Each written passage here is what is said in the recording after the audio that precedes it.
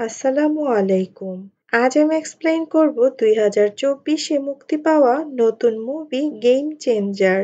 কথা না বাড়িয়ে চলেন মুভির কাহিনী শুরু করা যাক। প্রথমে আমাদের দেখানো হয় মুম্বাইয়ের সিএমকে। সে অনেক টেনশনে ছিল আর সে কল্পনায় একটা বাচ্চা ও মহিলাকে দেখতে পাচ্ছিল। তাদের কথা ভাবতে ভাবতে তার শরীর খারাপ হয়ে যায়। এরপর তাকে হাসপাতালে নিয়ে যাওয়ার সময় রাস্তায় একটা ফ্লাইওভার ভেঙে পড়েছিল, তাই সেখানে অনেক জ্যাম ছিল। এজন্য সিএম শক্তিকে পায়ে হেঁটে হাসপাতালে নিয়ে যাওয়া হয়। এরপর শক্তির জ্ঞান ফিরলে তার সামনে তার দুই ছেলে উপস্থিত ছিল। তারা দুইজন ঝগড়া করছিল যে তার বাবার মৃত্যুর পর সিএম কে হবে। এটা শোনার পর শক্তির অনেক খারাপ লাগে, কারণ তার শরীরের কন্ডিশন এত খারাপ থাকা সত্ত্বেও তার ছেলেরা দলের সিটের জন্য ঝগড়া করছে। এরপর আমাদের মুভির হিরো রামকে দেখানো হয়। সে একজন আইএস অফিসার ছিল।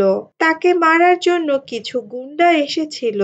এখানে আমরা জানতে পারি রাম প্রথমে একজন আইপিএস অফিসার ছিল। রাম যখন আইপিএস অফিসার ছিল, সে তার এরিয়ার লোকদের কালো ধান্দা শেষ করে দিয়েছিল। এজন্য ওইসব গুন্ডারা তাদের বদলা নিতে এসেছিল। কিন্তু রাম তাদের সবাইকে মেরে খুব সহজেই সেখান থেকে চলে যায়। এরপর সে ঘরে আসে। এখানে তার মায়ের কথায় আমরা জানতে পারি তার মা চায় রাম তাড়াতাড়ি বিয়ে করে নিক, কিন্তু রাম বলে সে বিয়ে করতে পারবে না।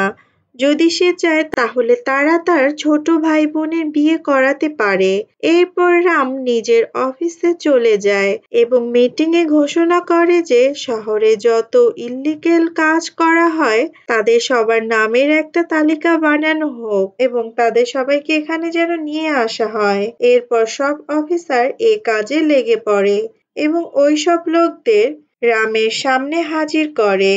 এরপর রাম তাদেরকে বলে তারা যেন সঠিক পথে টাকা ইনকাম করে আর সব খারাপ কাজ বন্ধ করে দেয়, কিন্তু ওই লোকরা তার কথা শুনতে রাজি ছিল না।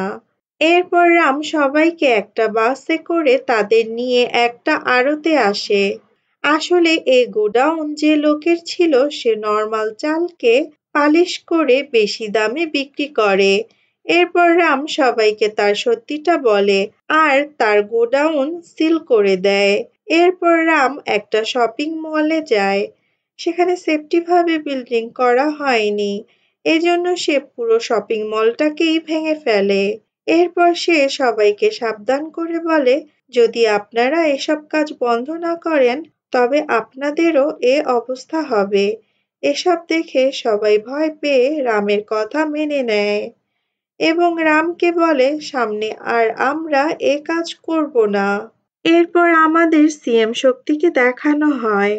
সে তার দলের সবাইকে বলে সামনে আমাদের আরো ভালোভাবে চলতে হবে। দলের লোকদের মধ্যে কোনো ভেদাভেদ হবে না। এসব শুনে শক্তির দুই ছেলে বেশি রেগে যায়, কারণ দলের সবার চেয়ে তাদের দুজনেরই বেশি ইল্লিগেল কাজ ছিল। কিন্তু শক্তি বলে সবাইকে বদলাতে হবে, নয়তো সে এক এক করে সবাইকে দল থেকে বের করে দিবে। এখন তাদের সবাইকে শক্তির কথা মানা ছাড়া কিছুই করার থাকে না। কিন্তু শক্তির ছেলে মুবিন সব বেআইনি কাজ বন্ধ করলেও তার বালু তোলার কাজ বন্ধ করে না। সারাদিন সে ভালো মানুষ হয়ে থাকে এবং রাতে সে তার সব বেআইনি কাজ শুরু করে দেয়। এরপর রামের বোনের বিয়ে হয়ে যায়। রাতে রামের বন্ধু তাকে বলে আসলে সে কেন বিয়ে করতে চায় না। এরপর রাম তার লাভ স্টোরি বলতে শুরু করে। আসলে সে কলেজ লাইফ থেকেই অনেক মারামারি করত। একদিন সে জানতে পারে তার একজন ফ্রেন্ডকে একজন প্রফেসর খারাপ কাজের ইঙ্গিত করেছে। এটা সে জেনে ওই প্রফেসরকে মারতে শুরু করে, যার মেয়ে ছিল দীপিকা। দীপিকা বলে সে যে প্রফেসরকে খুঁজছে সেটা তার বাবা নয়, সেটা অন্য প্রফেসর। সবকিছু জানার পর রাম তার কাছে ক্ষমা চায়, কিন্তু দীপিকা রামকে পুলিশের কাছে দিয়ে দেয়। রামের বন্ধুরা অনুরোধ করে দীপিকাকে বলে রাম তার বাবাকে ভুল করে মেরেছে, সে যেন তার কেস তুলে নেয়। এরপর দীপিকা তার বাবাকে সাথে নিয়ে রামকে ছাড়িয়ে দেয়। রাম দীপিকাকে প্রথমবার দেখেই ভালোবেসে ফেলেছিল, কিন্তু দীপিকা বলে সে রামের সাথে প্রেম করতে পারবে না, কারণ সে কোনো গুন্ডার সাথে থাকতে পারবে না। এটা শুনে রাম বলে সে আর মারামারি করবে না, কিন্তু তখনই এক লোক দীপিকার সাথে ভাব জমাতে চায়, আর রাম সব ভুলে তাকে আবার মেরে বসে, যার কারণে দীপিকা আবারও রাগ হয়ে যায়। এরপর রাম ধীরে ধীরে মারামারি করা বন্ধ করে দেয়, যা দেখে দীপিকা এবার সত্যি সত্যি রামের প্রেমে পড়ে যায়। ও অনেক খুশি ছিল, কারণ রাম অনেক পরিবর্তন হয়ে গিয়েছিল। দীপিকা রামকে বলে রাম তার মারামারিটা সঠিক জায়গায় কাজে লাগাতে পারে। সে যদি আইএস অফিসার হয়, তবে সে মানুষের ভালো কাজে সাহায্য করতে পারবে। রাম বলে যদি সে আইএস এর জায়গায় আইপিএস অফিসার হয়ে যায়, তবে কি হবে? এটা শুনে দীপিকা বলে যদি সে আইপিএস হয় তবে সে অনেক বেশি এনকাউন্টার করে ফেলবে। এজন্য তাকে আইএস অফিসারই হতে হবে। আর যদি সে আইপিএস অফিসার হয় তবে সে তার সাথে কথা বলবে না। এরপর রাম এক্সাম দেয়, কিন্তু ওর নাম্বার কিছুটা কম আসার কারণে সে আইপিএস অফিসার হয়ে যায়। আর সেজন্য দীপিকা তার উপর রাগ করে চলে গিয়েছে। সে দীপিকাকে অনেক জায়গায় খুঁজেছে, কিন্তু কোথাও তাকে খুঁজে পায়নি। এরপর সে আরো বেশি পড়ালেখা করে আর এক্সাম পাশ করে আইএস অফিসার হয়ে যায়। কিন্তু দীপিকা এখনো তার কাছে ফিরে আসেনি। এরপর ওর একটা বন্ধু বলে ও হয়তো দীপিকাকে চেনে, কিন্তু মদ বেশি খাওয়ার কারণে সে সেখানে টুন হয়ে যায়। আর রামও দীপিকার ব্যাপারে কিছুই জানতে পারে না। এজন্য রাম অপেক্ষা করতে থাকে যে কখন তার বন্ধু ঠিক হবে আর তার কাছে দীপিকার ঠিকানা জানতে পারবে। অন্যদিকে রাম মুবিনের সব বেআইনি কাজের ব্যাপারে জানতে পারে এবং তার সব লোকদেরকে ধরে নিয়ে যায়, যার কারণে মুবিন অনেক রেগে যায়। ও রামের সাথে দেখা করতে আসে এবং বলে সে তার সব লোকদেরকে যেন ছেড়ে দেয়। তখন রাম বলে তাকে স্বীকার করতে হবে যে সে এসব কাজ করে। কিন্তু মুবিন এটা শোনার পর আরো বেশি রেগে যায়, কারণ মুবিনের মনে হয় রাম প্রথমে তো 5 মিনিট তাকে বাহিরে বসিয়ে রেখেছে আর এখন তাকে তার ক্ষমতা দেখাচ্ছিল। এজন্য মুবিন রামকে ধমকি দিয়ে বলে যে সে তার সাথে কি কি করতে পারে। রাম বলে হ্যাঁ আমিও সব ল জানি, আমি পড়ালেখা করে এ পর্যন্ত এসেছি, তোমার মতো টাকা দিয়ে ভোট কিনে না। এজন্য সে যেন ওকে না শেখায় যে সে কি কি করতে পারে।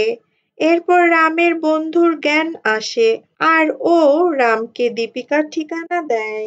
রাম দীপিকার সাথে দেখা করতে সেখানে যায় আর দীপিকা রামকে দেখে অনেক খুশি হয়।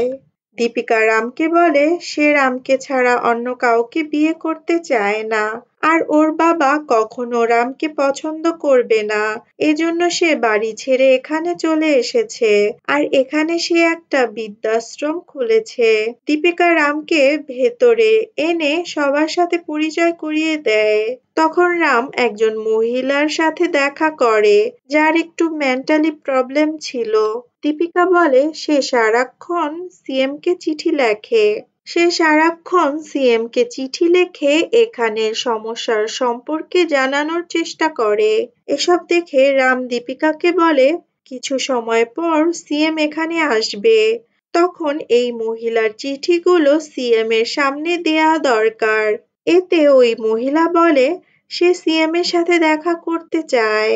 এরপর আমরা সিএম শক্তিকে দেখি, সে তখন ওই এলাকায় আসে এবং তার ভাষণ শুরু হয়ে যায়। সেখানে ওই মহিলাও আসে। যখন সে সিএম কে দেখে, সে বলে, তুই শুধু বলিস কিন্তু ঠিকভাবে কাজ করিস না। এটা শোনার পর মুবিন অনেক রেগে যায় এবং ওই মহিলাকে সেখান থেকে নিয়ে যেতে বলে, কিন্তু শক্তি মহিলাটিকে থাকতে বলে। শক্তিকে দেখে মনে হচ্ছিল সে মহিলাটিকে আগে থেকেই চেনে। সেখানে মহিলাটি বলে, এখানে দুধের প্যাকেটের কিছু মেশানো হচ্ছে। আর এই দুধের ফ্যাক্টরি শক্তির ছেলে মুবিনের ছিল। এটা শুনে মুবিন রেগে মহিলার গায়ে হাত তুলতে যায়। এতে রাম মুবিনকেই থাপ্পড় মেরে দেয়। এর কারণে মুবিন চাচ্ছিল তার বাবা রামকে চাকরি থেকে বের করে দিক। কিন্তু শক্তি মুবিনকে বলে সে যেন রামের কাছে ক্ষমা চায়। এতে সে না চাওয়া সত্ত্বেও রামের কাছে ক্ষমা চায়। অন্যদিকে আমরা শক্তিকে দেখি সে ওই মহিলাটিকে দেখে কেমন যেন অসুস্থ হয়ে পড়ছিল। মনে হচ্ছিল কোনো এক অপরাধ বোধ তার মধ্যে কাজ করছে। দেখতে দেখতেই তার অবস্থা অনেক খারাপ হয়ে যায়, যার কারণে তাকে হসপিটালে নিয়ে যাওয়া হয়। এরপর যখন শক্তির জ্ঞান ফেরে তখন মুবিন তার পিতার প্রতি অনেক নারাজ ছিল, কারণ সে চাইছিল শক্তি রামকে চাকরি থেকে বের করে দেক। যেটা শুনে শক্তি তার অ্যাসিস্ট্যান্টকে বলে রামকে কিছু সময় তার চাকরি থেকে সাসপেন্ড করা হোক। যেটা শুনে মুবিন অনেক খুশি হয়ে যায়। এটা দেখে শক্তি মুবিনকে বলে তাকেও সে পার্টি থেকে বের করে দিয়েছে, কারণ সে জেনেছে মুবিন দুধের প্যাকেটে কি মেশায়। এজন্য সে মুবিনকে তার পার্টিতে রাখতে পারবে না। যা শুনে মুবিন অনেক রেগে যায় আর সুযোগ দেখে সে শক্তিকে মেরে ফেলে। এরপর আমরা রামকে দেখি সে জানতে পারে যে সে সাসপেন্ড হয়েছে। ও অনেক চিন্তিত ছিল, কারণ ও যে বেআইনি কাজ বন্ধ করেছিল সেটা তার অনুপস্থিতিতে পুনরায় শুরু হয়ে যাবে। কিন্তু দীপিকা রামকে সান্ত্বনা দিয়ে বলে কিছু সময় পর সব ঠিক হয়ে যাবে। এখন তাদের নিজেদের বিয়েতে ফোকাস করা দরকার। যার পর তারা দুজন তাদের বিয়ের আয়োজনে ব্যস্ত হয়ে পড়ে। অন্যদিকে মুবিনও ঘোষণা করে শক্তির পর সে সিএম হবে। মুবিন ভেবে রেখেছে যে একদিকে সে সিএম এর শপথ নিবে আর অন্যদিকে সে রামকে মেরে ফেলবে। এজন্য সে তার গুন্ডাদের রামকে মারার জন্য পাঠিয়ে দেয়। তখন রামের বিয়ে হচ্ছিল। তখন কিছু পুলিশ রামকে ধরে সেখান থেকে নিয়ে আসে। মাঝ রাস্তায় মুবিনের লোকেরা রামকে ধরে মারতে শুরু করে। রামও গুন্ডাদের অনেক মারে, কিন্তু গুন্ডারা সংখ্যায় বেশি থাকায় রাম ওদের সাথে পেরে উঠছিল না। মুবিনের গুন্ডারা রামকে পুরো মেরেই ফেলছিল। তখন সেখানে পুলিশ অফিসার এসে রামকে বাঁচিয়ে নেয় এবং গুন্ডাদের সবাইকে মেরে ফেলে। এরপর আমরা জানতে পারি শক্তির অ্যাসিস্ট্যান্ট শক্তির একটা ভিডিও সবাইকে দেখিয়ে দেয়, যেখানে শক্তি বলে তার মৃত্যুর পর তার সিট রাম পাবে। রামই তারপরে সিএম হবে। আর তার একটা শেষ ইচ্ছে ছিল যে তার অন্তিম সংস্কার যেন রামই করে। এসব যখন রাম জানতে পারে তখন সে অনেক বেশি অবাক ছিল, কারণ সে এখন আইএস থেকে সিএম হতে যাচ্ছে। এরপর রাম সেখানে আসে আর শক্তির অন্তিম সংস্কার করে। এরপর শক্তির অ্যাসিস্ট্যান্ট রামকে শক্তির আগের কাহিনী শোনায়। আসলে রামের সত্যিকার বাবার নাম ছিল রায়াপ্পা। সে একটা গ্রামে থাকতো। সেখানে সে লোকদের বিভিন্নভাবে সাহায্য করত। একদিন একজন লোক বেআইনিভাবে স্টিলের ফ্যাক্টরি খুলছিল, কিন্তু রামের পিতা তা করতে দেয়নি। ধীরে ধীরে তার ভালো কাজের জন্য সে অনেক ফেমাস হয়ে যায়। গ্রামের সব লোক তাকে সাপোর্ট করতে শুরু করে। এই জন্য আমরা যারা ছিলাম তোমার বাবার বন্ধু তারা বলেছি আমাদের একটা রাজনৈতিক দল বানানো দরকার, যাতে আমরা মানুষদের আরো বেশি সেবা করতে পারি। প্রথমে তো রায়াপ্পা এসবের জন্য মানা করে দেয়, কিন্তু তার স্ত্রী ও বন্ধুদের কথায় সে এটা মেনে নেয়। রায়াপ্পার একটা সমস্যা ছিল, ও কথা বলার সময় একটু তুতলিয়ে কথা বলতো। এজন্য রায়াপ্পা চেষ্টা করে সঠিকভাবে কথা বলার জন্য, কিন্তু বহু চেষ্টার পরও সে তা করতে পারে না। এজন্য সে চিন্তা করে তার কথাগুলো অন্য কেউ মানুষের সামনে বলবে। এরপর রায়াপ্পা শক্তিকে দেখে যে অনেক সুন্দরভাবে কথা বলতো। রায়াপ্পা তার কথাগুলো কাগজে লিখতো আর শক্তি সেটাই মানুষের সামনে ভাষণ দিত। সবাই আরও তাদের পার্টিকে পছন্দ করা শুরু করে আর তাদের দলটা অনেক পরিচিতি লাভ করে। যখন ইলেকশন কাছে চলে আসে তখন রায়াপ্পার দলের লোকেরা তার কাছে এসে বলে তাদেরও অন্য পার্টির মতো মানুষদের টাকা দিতে হবে, কারণ অন্য পার্টির লোকেরা মানুষদের টাকা বিলিয়ে ভোট কিনে নিচ্ছে। কিন্তু রায়াপ্পা এটা করতে নিষেধ করে। তাদের কাছে টাকা দেওয়ার স্পন্সরও রেডি ছিল। তারা সেই স্টিলের ফ্যাক্টরির মালিকের কাছ থেকে টাকা নিবে, বিনিময়ে তাকে এই গ্রামে ফ্যাক্টরি খুলতে দিবে। এতে রায়াপ্পা রেগে বলে সে এসব কখনো করতে দিবে না, আর তারা যদি এসব করতে চায় তবে সে এ পার্টি শেষ করে দিবে। এটা বলে রায়াপ্পা সেখান থেকে চলে যায়। এরপর রায়াপ্পা তার পরিবার নিয়ে একটা মন্দিরে যায়। আর অন্যদিকে রায়াপ্পার দলের অন্য লোকেরা রাতে ওই ফ্যাক্টরির মালিকের কাছে গিয়ে ইলেকশনের জন্য টাকা নিয়ে নেয়। আর তারা ডিসাইড করে তারা এবার যে কোনো ভাবেই হোক ইলেকশন জিতবে। রায়াপ্পা যখন এটা জানতে পারে তখন সে মিডিয়ার সামনে এটা বলতে চায়। যখন এ কথা শক্তি ও দলের অন্য মেম্বাররা জানতে পারে তখন শক্তি বলে আমাদের দ্রুত কিছু করতে হবে, নয়তো এই ইলেকশনে জেতা আমাদের হাত থেকে চলে যাবে। এজন্য শক্তি প্ল্যান করে যে রায়াপ্পা ও তার পরিবারকে কিছু দিনের জন্য বন্দি করে রাখবে, আর যখন ইলেকশন হয়ে যাবে তখন তাদের ছেড়ে দিবে। তারা এটাও ভাবছিল যে পরে যদি রায়াপ্পা সবার সামনে এসব বলে দেয় তবে তারা আরো প্রবলেমে পড়তে পারে। এজন্য শক্তি রায়াপ্পার বন্ধুদের বলে সে শুধু রায়াপ্পাকে কিডন্যাপ করবে। এজন্য শক্তির লোক রায়াপ্পাকে রাস্তায় থামায় এবং তাকে মারতে শুরু করে। রায়াপ্পাও শক্তির লোকদের ধরে অনেক মারছিল, আর রাম ও তার মা এক জায়গায় লুকিয়ে ছিল। রায়াপ্পা সবাইকে বলছিল তারা যেন এসব কাজ না করে, কিন্তু শক্তি তাদের পার্টিকে জিতাতে চেয়েছিল, তাই সে রায়াপ্পাকে মেরে ফেলে। যা দেখার পর রায়াপ্পার স্ত্রী মানে তোমার মা ও তুমি শহরে এসে পৌঁছাও। আর তোমার মা এ ঘটনার পর মানসিক রোগী হয়ে যায়। এজন্য তোমাকে একটা পরিবারে পালতে দেয়া হয়। তার মানে সেই মহিলাটিই ছিল রামের আসল মা। এরপর রায়াপ্পার মৃত্যুর পর তার পার্টি ইলেকশনে জিতে যায় আর শক্তি সিএম হয়ে যায়। এখন রাম এসব জানার পর অনেক দুঃখী ছিল, কারণ যেই লোক তার বাবাকে মেরেছে সে তারই অন্তিম সংস্কার করেছে। কিন্তু শক্তির অ্যাসিস্ট্যান্ট তাকে বলে শক্তি তার বাকি জীবনে এই কাজের জন্য অনেক গিল্টি ফিল করে। এজন্য সে তার পরবর্তী সিএম রামকে ঘোষণা করে গিয়েছে। এরপর রাম তার মায়ের কাছে যায় আর তার সাথে অনেক সময় কাটায়। এরপর রামকে সিএম বানানোর জন্য পার্টির মেম্বাররা ডাকে। তখন সেখানে মুবিন বলে রাম সিএম হতে পারবে না, কারণ সে একজন আইএএস অফিসার, তার এখনো সাসপেন্ড হয়নি। আর রাম ততক্ষণ সাসপেন্ড হতে পারবে না যতক্ষণ না মুবিন তার উপর থেকে কেস না সরিয়ে নেয়। আর মুবিন কোনোভাবেই এ কাজ করবে না। এজন্য রাম নিজে রিজাইন করতে পারবে না। এটা শোনার পর রাম মুবিনকে বলে সিএম হওয়ার তার কোনো ইচ্ছা নেই। যদি সে সিএম হতে চায় তবে সে হতে পারে। এটা বলে রাম সেখান থেকে চলে যায়। এরপর মুবিন সিএম হয়ে যায়। এরপর রামের সাসপেনশন নিয়ে অনেক আইএএস অফিসার পেটিশন ফাইল করেছিল, যার কারণে রাম তার জব ফিরে পায়। এসব শোনার পর মুবিন হেসে বলে রাম যদি জবে ফিরেও আসে তবে সে তাকে 1 মিনিটে সাসপেন্ড করবে। এজন্য সে তার লোকদের বলে তারা যেন রামের সাসপেন্ড লেটার টাইপ করে।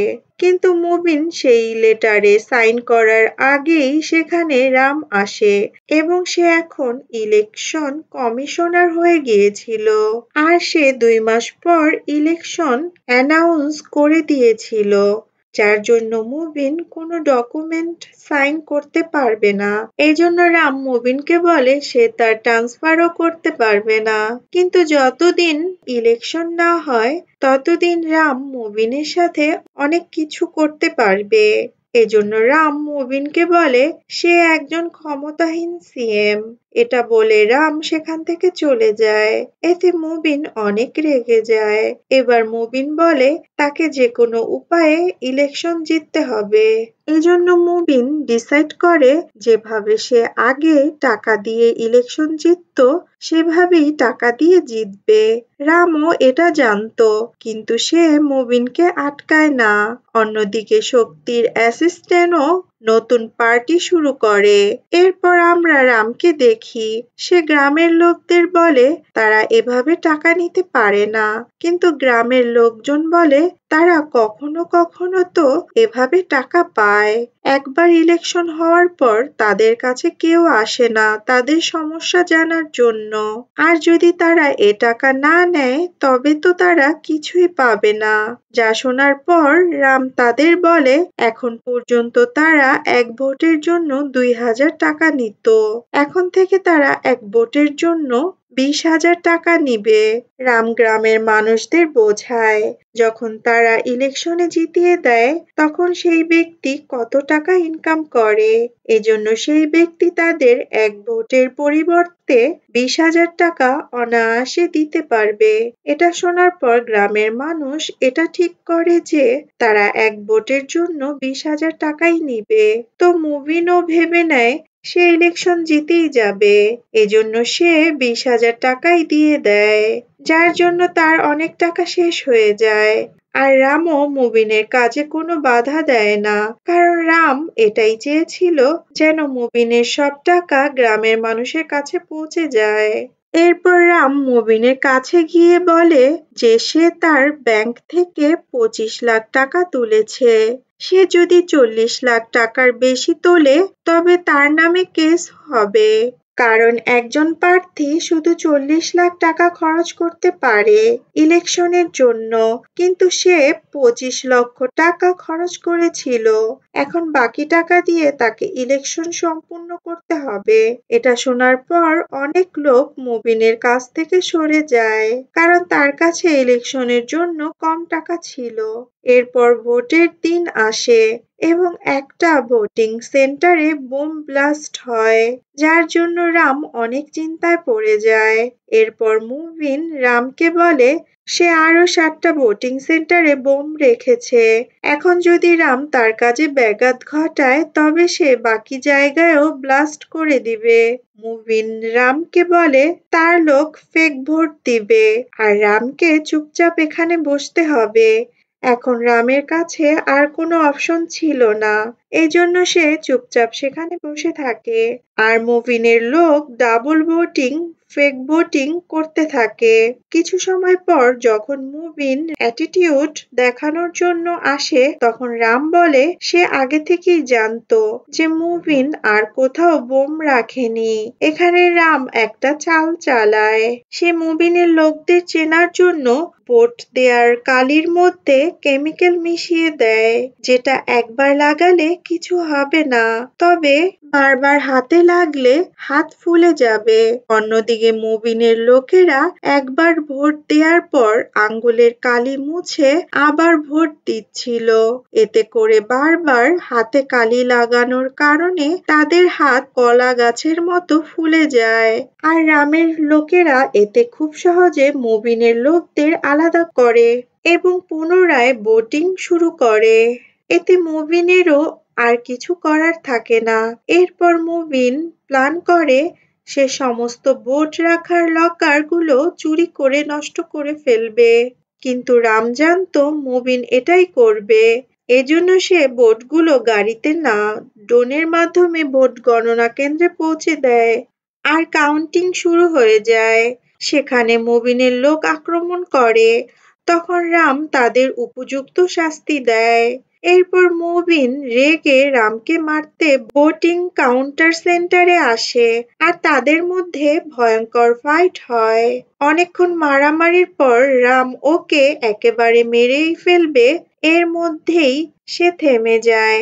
কারণ রামের বাবার বন্ধুদের পার্টি ভোটে জিতে গিয়েছিল, যার জন্য মুবিন আর সিএম হতে পারবে না। আর ওই পার্টির লোকেরা রামকে সিএম চুজ করেছিল। আর এখন রামই তার বাবার গড়া পার্টিতে সিএম হতে পারবে। মুভি এখানেই শেষ হয়। এরকম নতুন নতুন মুভির গল্প জানতে আমাদের চ্যানেলটা সাবস্ক্রাইব করে আমাদের সাথেই থাকুন। সবাই ভালো থাকবেন। Bye bye.